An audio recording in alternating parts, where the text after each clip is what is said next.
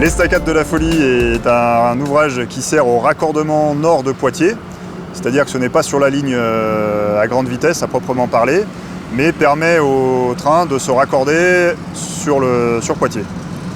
Elle a pour objet de franchir un certain nombre d'infrastructures existantes, notamment la RN 147, la RD 910, et puis bien sûr franchir la ligne existante en vue de son raccordement. Une estacade, c'est un ouvrage long en général, pas très haut, et qui est constitué d'une succession de tabliers pour franchir des obstacles ou des voies de circulation. Alors, ce type d'ouvrage est à privilégier puisqu'on franchit l'ensemble de ces infrastructures sans avoir un impact et une emprise trop lourde au sol. Alors, la principale particularité du site, c'est une densité d'infrastructures existantes très importante. On a 2 voies de circulation à 2 fois 2 voies, une ligne haute tension et puis la ligne ferroviaire existante à franchir dans un site périurbain qui est très fréquenté également, quoi. Alors, les principales contraintes consistent à tout le travail de concertation préalable, de phasage de travaux, de manière à intégrer l'ensemble des contraintes des exploitants, que ce soit ferroviaire, routier ou même l'exploitation du réseau d'électricité.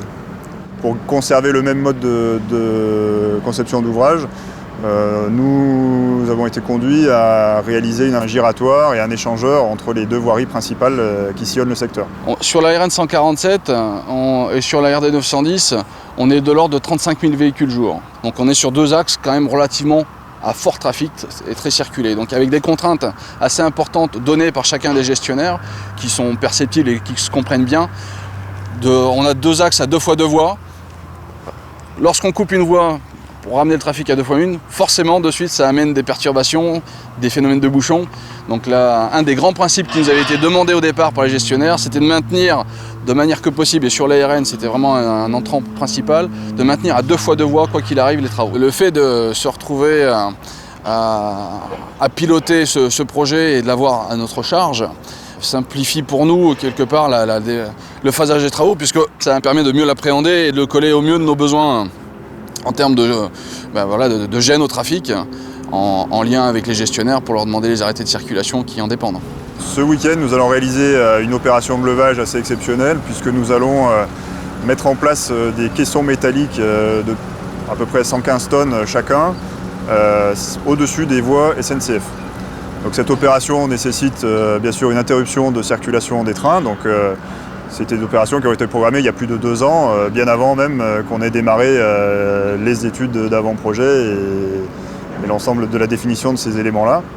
Donc ça a été un petit parcours du combattant durant quasiment 1 an entre les études et la fabrication, jusqu'à ce week-end où nous allons réaliser la pose de ces éléments avec une grue de 600 tonnes qui mettra en place ces caissons au-dessus des voies SNCF.